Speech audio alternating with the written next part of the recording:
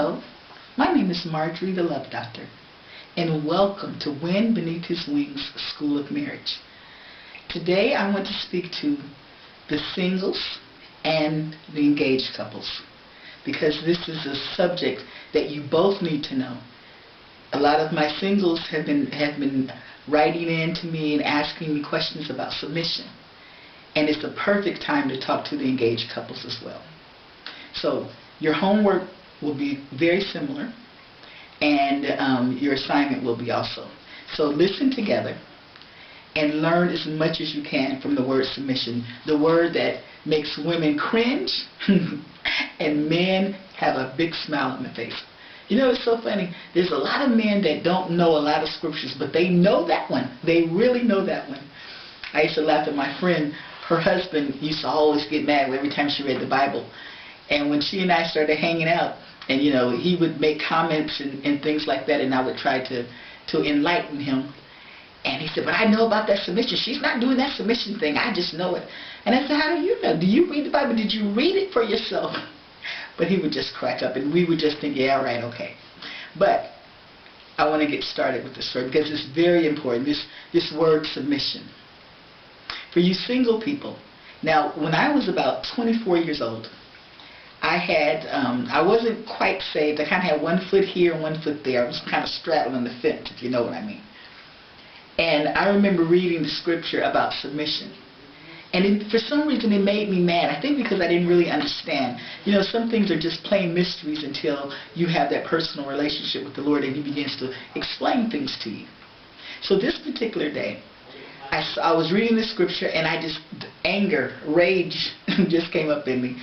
I think because I was listening to so many women that it appeared to me they were doing all these things for their husbands, and their husbands were just messing up on them and all these things. And so I was just angry. And so I dabbed the eraser on my tongue, and I started erasing the word submission. And I erased so hard that I put a big hole in the page. You know, I still have that Bible to this day because I want to always remember how I used to feel. Now, like I said, at 24, I was straddling the fence, hadn't made a real commitment to the Lord as of yet. But at 28, I made a commitment. So between my first year of being saved and say up till maybe the 4th year, the Lord started teaching me all kinds of things. And what was funny is I had no idea He was teaching me about submission.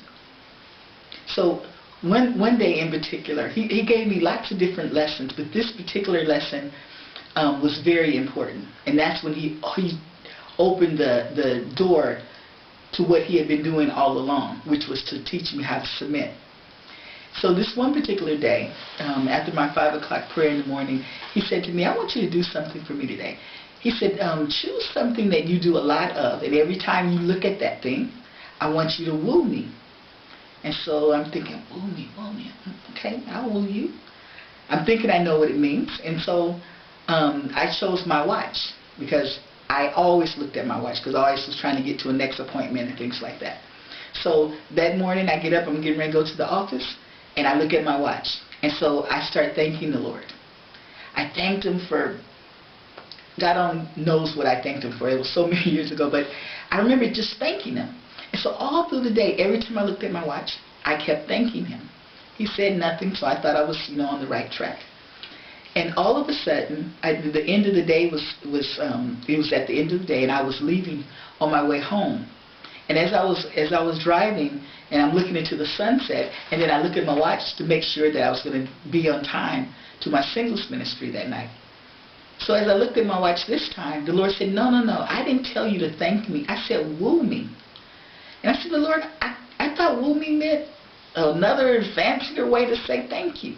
He said, no, I don't want you to thank me. There's all kind of forms of worshiping me, and there's all kind of forms of making me feel good about you and you feel good about me. And so I said, well, what is woo? I don't understand what wooing is. He said, you know how you talk to your boyfriends? And I said, yeah. You mean like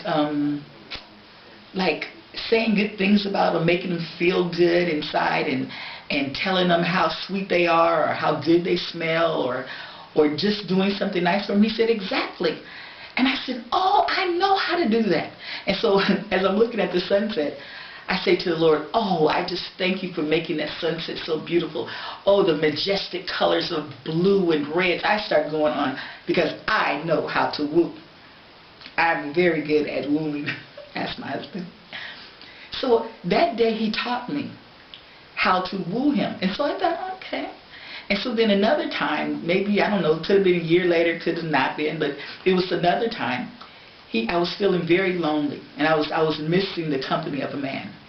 And I was talking to the Lord about it, and I said, man, it would be so nice to take a shower with a boyfriend. I don't even have a boyfriend anymore. I don't have anything, and I'm going on and on about the life I used to have when I was straddling the fence. And so then, so he said, well, ask me. I said, I can ask you to take a shower with me? And he said, yes, ask me. So I said, okay, Lord, will you take a shower with you? Like to take a shower with me? And he said, yes, let's go. So I go into my shower. I get in the shower. I turn the water on. And as soon as the water hits my body, before I know it, I'm on my knees with my hands raised up, and I am crying and worshiping the Lord, and I am telling him how much I love him, and telling him, telling him how I feel about him from the bottom of my heart. I mean, things were just coming out of me. And I was so loud. I was so glad my bedroom was upstairs. But I just started talking to him and just saying all these things. And then I thought, oh, that's awesome. And it seemed like when the water hit me, it was like living water. And every bit of loneliness I was feeling, every bit of desiring to have some man come and take a shower with me, which would have been the wrong thing to do, all of it was washed away. And I don't know how long I took a shower that day, but all I know is it was wonderful.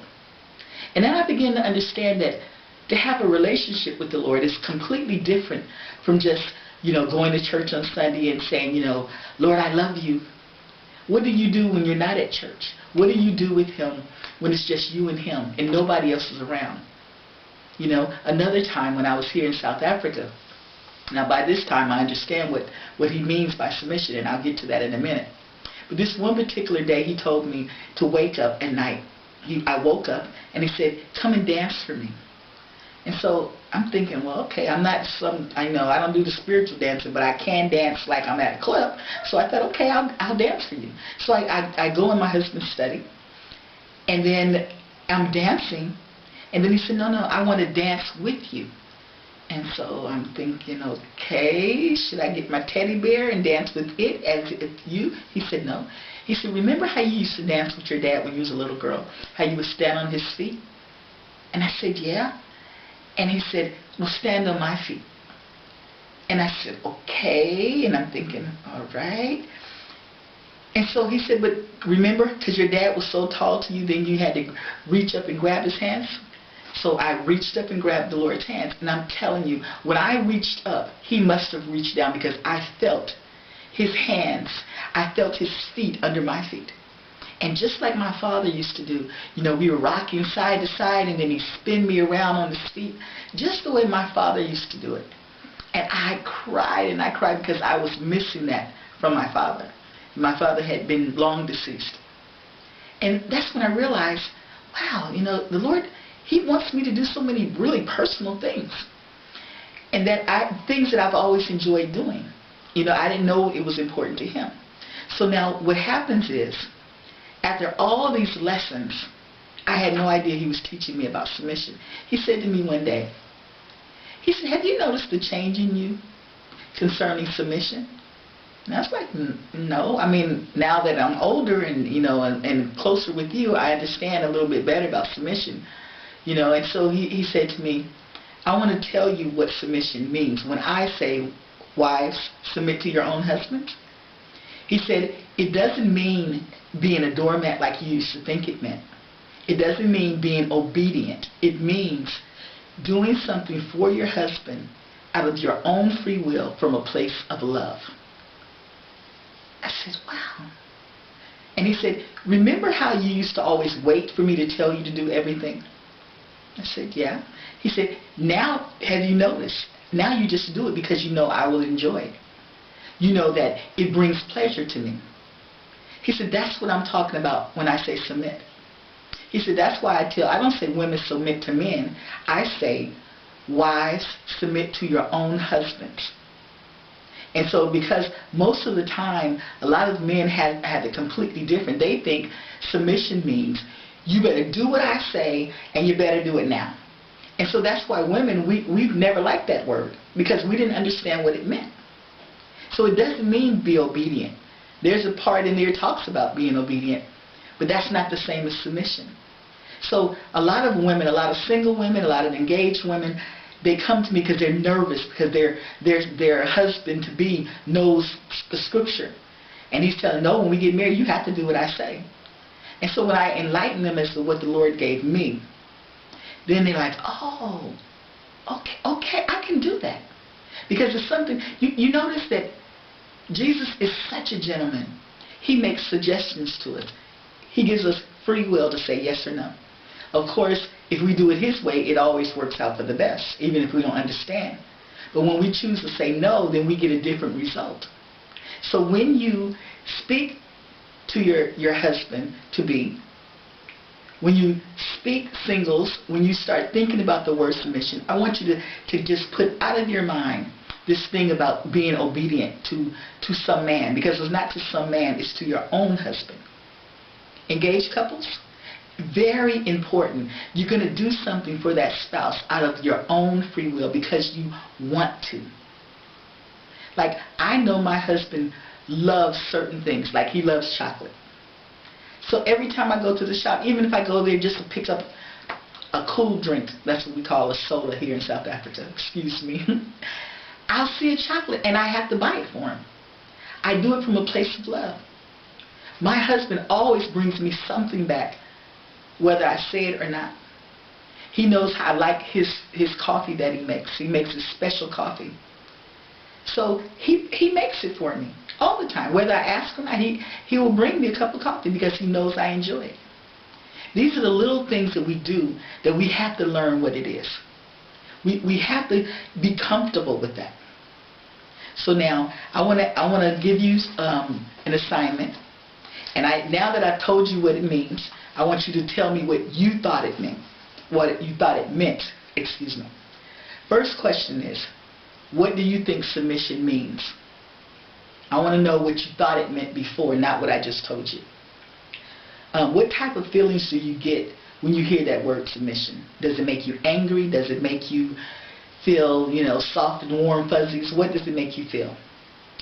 Do you think submission means that it's a woman being a doormat? Do you see women that submit to their husbands as weak? Do you see women that submit to their husbands as being strong? Do you think women should be submissive to their husband these days? A lot of people think that was for back in the biblical time. It's not necessary now. So what do you think about that? So do you have issues with the word submission? And the last question is, was your mother submissive to your father? Okay? Now, you answer those questions as honestly as you can. Please be honest, because there's no need in trying to fool your own self. This is to make, to help you. Now, what I want you to do, I want you to get a journal, and I want you to find 3 married women that you notice. Maybe you see them at church or whatever, maybe at the job. You can tell. 3 women that are submissive to their husbands. You can tell. Whenever you're around, you can see those qualities in them. And then I want you to find 3 women that are obedient only, not submissive. I want you to be able to tell the difference. And I want you to take notes on the levels of happiness, the levels of joy, the levels of peace they seem to have on both groups. And I want you, after you write that down, I want you to now really just go over those questions. You can interview them if you want to. Some of the people in my class, they would email different people if they couldn't get a hold of them and ask them questions about it. They would just do an interview. And what they found out was astounding. It was way better than I even expected it to be, the outcome. So I want you to do that for you singles and for you engaged couples. And with that, I'm going to say goodbye. I'll see you next week. Same time, same place, whatever that time is. And you be blessed. Bye now.